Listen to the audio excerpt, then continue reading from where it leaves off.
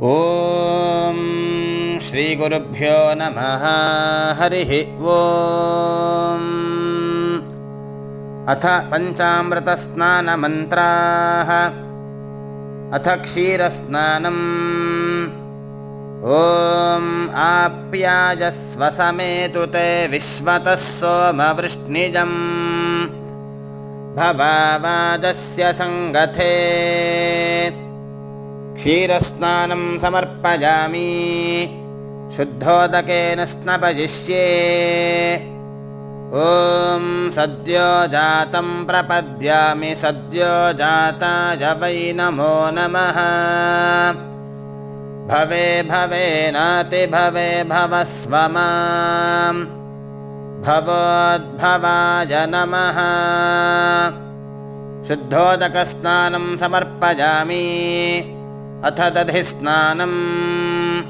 ಓಂ ದಧಿಕ್ರಾವ್ಣೋ ಅಕಾಲಿಶನ್ ಜಿಷ್ಣೋರಶ್ವಸ್ಯ ವಾಜಿನಃ ಸುರಭಿನೋ ಮುಖಾಕರತ್ ಪ್ರಣ ಆಯುಗುಂ ಶಿತಾರಿಷತ್. ದಧಿ ಸ್ನಾನಂ ಸಮರ್ಪಯಾಮಿ. ಅಥ ಶುದ್ಧೋದಕಸ್ನಾನಂ.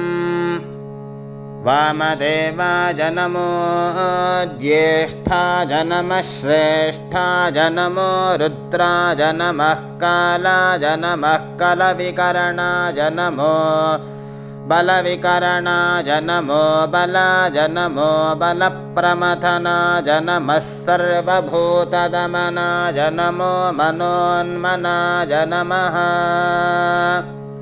ಶುದ್ಧೋದಕಸ್ನಾನಂ ಸಮರ್ಪಯಾಮಿ. ಅಥ ಆಜ್ಯಸ್ನಾನಂ. ಓಂ ಶುಕ್ರಮಸಿ ಜ್ಯೋತಿರಸಿ ತೇಜೋಸಿ ದೇವೋ ವಸ್ಸವಿತೋತ್ಪುನಾತ್ವಚ್ಛಿದ್ರೇಣ ಪವಿತ್ರೇಣ ವಸೋ ಸೂರ್ಯಸ್ಯ ರಶ್ಮಿಭಿಃ. ಆಜ್ಯಸ್ನಾನಂ ಸಮರ್ಪಯಾಮಿ. ಅಥ ಶುದ್ಧೋದಕಸ್ನಾನಂ. ಓಂ ಅಘೋರೇಭ್ಯೋऽಥ ಘೋರೇಭ್ಯೋ ಘೋರಘೋರತರೇಭ್ಯಃ ಸರ್ವೇಭ್ಯಃ ಸರ್ವಶರ್ವೇಭ್ಯೋ ನಮಸ್ತೆ ಅಸ್ತು ರುದ್ರರೂಪೇಭ್ಯಃ. ಶುದ್ಧೋದಕಸ್ನಾನಂ ಸಮರ್ಪಯಾಮಿ. ಅಥ ಮಧುಸ್ನಾನಂ. ಓಂ ಮಧುವಾತಾಋತಾಯತೆ ಮಧುಕ್ಷರಂತಿ ಸಿಂಧವಃ ಮಾಧ್ವೀರ್ನಃ ಸಂತ್ವೋಷಧೀಃ ಮಧುನಕ್ತಮುತೋಷಸಿ ಮಧುಮತ್ಪಾರ್ಥಿವಗುಂ ರಜಃ ಮಧುದ್ಯೌರಸ್ತು ನಃ ಪಿತಾ ಮಧುಮಾನ್ನೋ ವನಸ್ಪತಿರ್ಮಧುಮಾಗುಂ ಅಸ್ತು ಸೂರ್ಯಃ ಮಾಧ್ವೀರ್ಗಾವೋ ಭವಂತು ನಃ. ಮಧುಸ್ನಾನಂ ಸಮರ್ಪಯಾಮಿ. ಅಥ ಶುದ್ಧೋದಕಸ್ನಾನಂ. ತತ್ಪುರುಷಾಯ ವಿದ್ಮಹೇ ಮಹಾದೇವಾಯ ಧೀಮಹಿ ತನ್ನೋ ರುದ್ರಃ ಪ್ರಚೋದಯಾತ್. ಶುದ್ಧೋದಕಸ್ನಾನಂ ಸಮರ್ಪಯಾಮಿ. ಅಥ ಶರ್ಕರಾ ಸ್ನಾನಂ.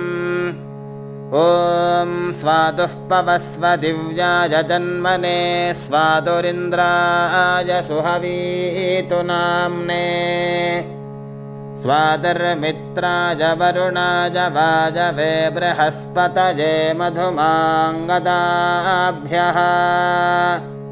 ಶರ್ಕರಾ ಸ್ನಾನಂ ಸಮರ್ಪಯಾಮಿ. ಅಥ ಶುದ್ಧೋದಕಸ್ನಾನಂ.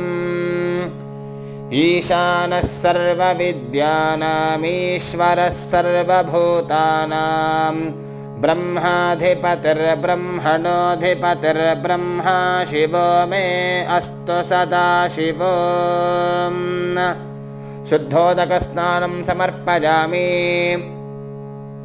ಅಥ ಫಲಸ್ನಾನಂ.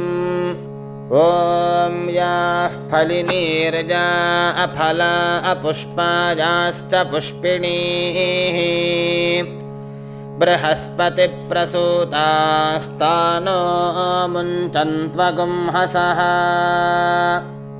ಅಥ ಗಂಧೋದಕಸ್ನಾನಂ. ಗಂಧದ್ವಾರಾಂದುರಾಧರ್ಷಾನ್ ನಿತ್ಯಪುಷ್ಟಾಂಕರೀಷಿಣೀಂ ईश्वरी गुं सर्वभूतानां तामिहोपह्वये श्रियम् अथ पुष्पस्नानम् योपां पुष्पं वेद पुष्पवान् प्रजावान् पशुमान् भवति चन्द्रमा वा अपां पुष्पम्